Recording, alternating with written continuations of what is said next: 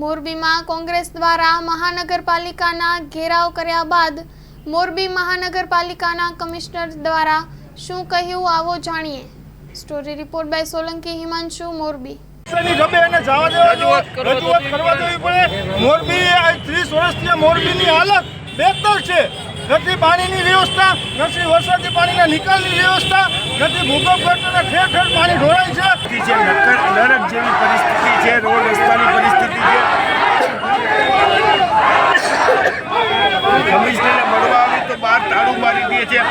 Working દિવસ છે, working દિવસમાં પણ અમને રજૂઆત કરવા દેતા નથી। આ તાનાશાહી છે, લોકશાહીની વિરોધી છે, એટલા માટે ના છૂટકે અમારે બેસવું પડ્યું। લોકોના પ્રશ્નોને લઈને આજે કોંગ્રેસે રજૂઆત કરી છે, ત્યારે અમને મોરબી મ્યુનિસિપલ કોર્પોરેશન કમિશનરને કીધું છે કે આ વિસ્તારમાં જે ફર્યા છે એ આ તમામ પ્રશ્નો છે। આ પ્રશ્નોને લઈને જો આગામી દિવસોની અંદર તમારા દ્વારા દિવસ 10-15માં કામ નહીં કરવામાં આવે તો આ તમામ પ્રશ્નોની ઉઘરાણી કોંગ્રેસ કરશે। જ્યારે આપના માધ્યમથી બીજું કહેવા માગું છું કે આજે મને સૌથી મોટું દુઃખ એ છે કે મોરબીની પોલીસ માત્ર ભાજપનો ખેસ નહોતો પહેર્યો, એવું વર્તન આજે કોંગ્રેસ પક્ષના પૂર્વ સન્માનિત ધારાસભ્યો સાથે કર્યું, શહેર કોંગ્રેસના પ્રમુખ, જિલ્લા કોંગ્રેસના પ્રમુખ સાથે કર્યું। આ બહુ દુઃખદ વાત છે।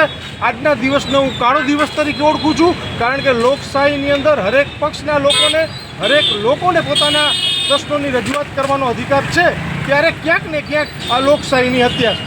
વિવિધ મુદ્દાઓ બાબતે તેમના દ્વારા રજૂઆત કરવામાં આવી છે। રોડ, રસ્તા, વીજળી વગેરેના પ્રશ્નો છે, સ્ટ્રીટ લાઇટ વગેરેના પ્રશ્નો છે, જેનો વિસ્તૃત અભ્યાસ કરીને જે પણ કાર્યવાહી એમાં કરવા પાત્ર છે આગામી સમયમાં કરવામાં આવશે। અત્યારે છેલ્લા 5-6 દિવસમાં વેટમિક્સથી યુદ્ધના ધોરણે કામગીરી કરવામાં આવી રહી છે, જેમાં દિવસમાં અને રાત્રે 2 શિફ્ટમાં કામગીરી ચાલી રહી છે। એમાં ઘણા બધા વિસ્તારોનો સમાવેશ થઈ ગયેલું છે। લાતી પ્લોટમાં કામગીરી થઈ ગયેલી છે, વિસીપરા મેઇન રોડમાં કામગીરી થઈ ગયેલી છે, રણછોડ નગરમાં કામગીરી થઈ ગયેલી છે, લાયન્સનગર મેઇન રોડમાં કામગીરી થઈ ગયેલી છે। લગભગ બધા જ રોડ્સ આપણે ભેગા કરીએ તો કુલ જે વિસ્તારમાં વેટમિક્સથી કામગીરી થયેલી છે લગભગ 10 કિલોમીટર જેટલું રોડ છે, અને છેલ્લા 6 દિવસમાં જ આ કામગીરી કરવામાં આવેલી છે। સાથે સાથ એસ્ફાલ્ટના જે રોડ છે એનું પણ રોડ રિપેરિંગની કામગીરી આપણે છેલ્લા 2 દિવસ કે 3 દિવસમાં કરવામાં આવી છે। અત્યારે થોડું વરસાદ થયું છે, જે કારણે આ જે કામગીરી છે એમાં થોડું અમને પ્રશ્ન બન્યો છે। અધરવાઇઝ આ કામગીરીમાં પણ જે શહેરના પ્રમુખ રોડ છે, દાખલા તરીકે સુપર ટોકીઝ નજીકનો વિસ્તાર, સાથે સાથ જે નહેરુ ગેટથી દરબારગઢ સુધીનો વિસ્તાર છે, આ તમામ રોડ્સના એસ્ફાલ્ટ બેઝડ રીસર્ફેસિંગ પણ કરવામાં આવે છે।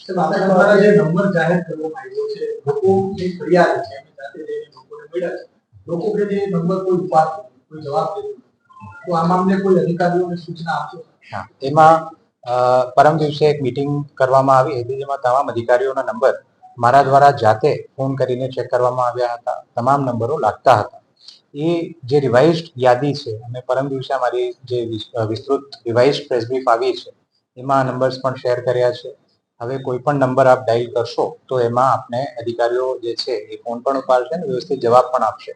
પરંતુ અત્યારે જે ફરિયાદોની સંખ્યા છે એ થોડી વધુ હોય અને વરસાદનું સિઝન હોય, અત્યારે ઘણીવાર એવું બનતું હોય છે કે કોઈ જ્યારે અરજદાર ફોન કરતા હોય ત્યારે ઓલરેડી એમનો ફોન ચાલુ હોય છે। એવા કેસમાં પણ એવા નંબર નોંધીને એમને પાછો રિસ્પોન્સ આપવામાં આવે એ પણ સૂચના અમે આપેલી છે। નહીં, જે રજૂઆત છે કરવાનો બધાને અધિકાર છે, પરંતુ લો એન્ડ ઓર્ડર જે છે એ પણ આપણે ધ્યાને રાખવું પડે, અને વ્યવસ્થિત જો એમને કોઈ પણ રજૂઆત કરવી હોય, મળવું હોય, તો આ સમય સિવાય પણ વિસ્તૃત રજૂઆત માટે એ દરરોજ 5 થી 6 ના સમયમાં અને સોમવાર અને ગુરુવાર 3 થી 6 ના સમયમાં મને આવીને મળી શકે છે। આમાં જે મીટિંગ હતી રોડ રિપેર બાબતે એ કલેક્ટર ઓફિસમાં કલેક્ટર સાહેબ દ્વારા એમપી શ્રી અને એમએલએ શ્રીની અધ્યક્ષતામાં કરવામાં આવી હતી, અને અમુક એમના દ્વારા જે લોકો છે એમને હાજર રાખવામાં આવ્યા હતા।